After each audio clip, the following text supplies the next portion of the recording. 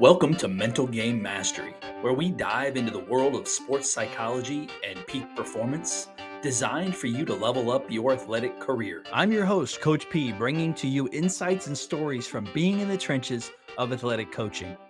As a mental performance coach, I get the privilege to work with all athletes across all sports.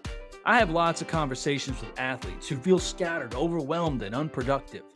So today we're discussing how to address these challenges. Because it's common to think, I just don't have enough time. But for many athletes, the problem isn't a lack of time. The problem is a lack of focus. So let's dive into how you can refocus on what truly matters and make this upcoming year your best year yet. One of your most important responsibilities as an athlete is to focus and direct your attention because it's how you get results. But most often, the most difficult attention to focus can be your own because distractions come in all shapes and sizes. So let's look at how to overcome the destructive force of distraction in the following three steps. Step number one, clearly define your wins. At the end of the day, the week, the month, or the year, what does a win look like to you? Maybe you want to perform better. Maybe you want better relationships with those around you. Maybe less stress in your life. Maybe you want to increase your brand to grow your influence as an athlete. Maybe you want to create a healthier culture at home. What does a win look like to you? In 1979, a Harvard Business School study found that people who write down their goals are more likely to achieve them. Now, I want you to think about your goals for this upcoming quarter, for this upcoming year. Have you clearly defined them? Let's take what you want to achieve a step further to ensure success by sharing your goals with an accountability partner. And doing so increases the likelihood of you achieving your goals. So, as we wrap up this year, did you or are you accomplishing what you set out to accomplish? If you didn't clearly define your goals, you'll have no way of knowing for sure. You might have just drifted, floated, existed, or survived for another quarter or year of your life. Step number two, distance the distractions. There are two types of distractions. The first is cognitive. These types of distractions distract your mind. One of the biggest cognitive distractions to most athletes could quite possibly be sitting in your hands right now. You might even be watching this on it, but it's your phone. According to a Business Insider article, the average person touches their phone over 2,600 times a day, and the worst offenders can touch their phone more than 5,400 times in 24 hours. And we're spending more and more time on social media too. The average person is on social media almost 2.5 hours a day. So, how do you eliminate or minimize cognitive disruptions? Well, you need to be intentional about it because goal achievement doesn't happen by accident, it happens by intent.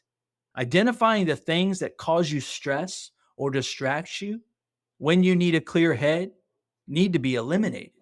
The second type of distractions are opportunity distractions. These distractions distract you from your mission. These are the opportunities that look good. They're the shiny object that looks good in the moment. And the more successful you become in your athletic career, the more opportunities will come your way. And you don't have to say yes to everything. You just need to say yes to the right things. Just because you could doesn't mean you should. So fight the temptation to do something that shouldn't be done at all.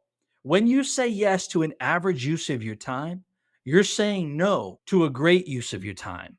And step number three, obsess about your process, not the results. We don't get results by focusing on results. We get results by focusing on the actions that get results. And most athletes obsess about outcomes and undervalue the process. But good outcomes follow a good strategic and tactical process. And here's why that's so freeing because we can't control every outcome. And no one sees adversity coming. And when adversity strikes, some athletes get creative with their athletic careers and thrust themselves into overdrive as a result, while other athletes are driven into a mental state that adversely affects their performance. There are so many things around us that we can't control, and we obviously can't control when adversity decides to show up, but we can control our attitude, our effort, our focus, and our actions. Because adversity doesn't happen to you, adversity happens for you. And do you shift your perspective in the face of adversity. You see, the right strategic, tactical, and consistent process will eventually lead you to your desired outcome. Now, I've decided to end this episode with some questions that I feel are important for this upcoming year.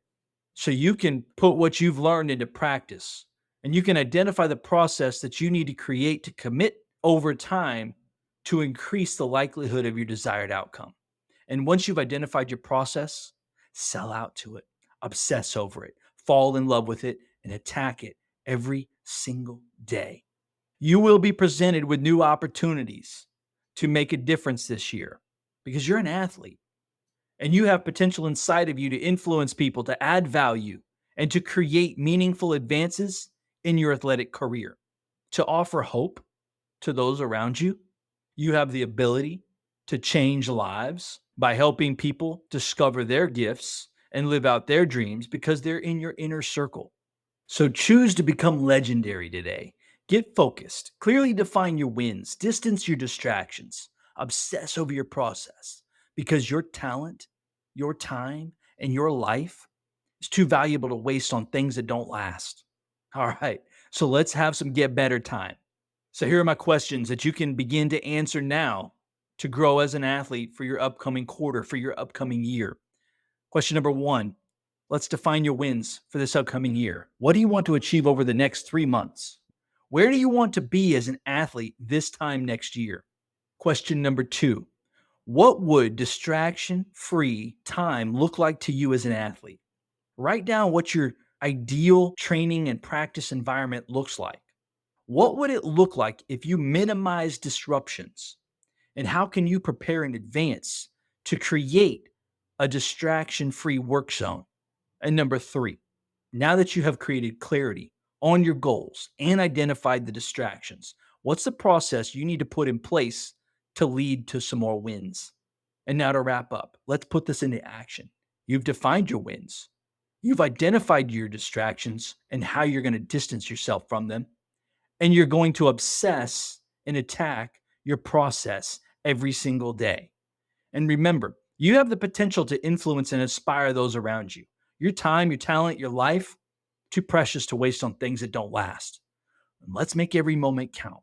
Thank you for joining me today. If you have any questions, feel free to reach out to me on my social channels. I'll be happy to answer your questions and help in any way that I can. And until next time, remember, the time is now.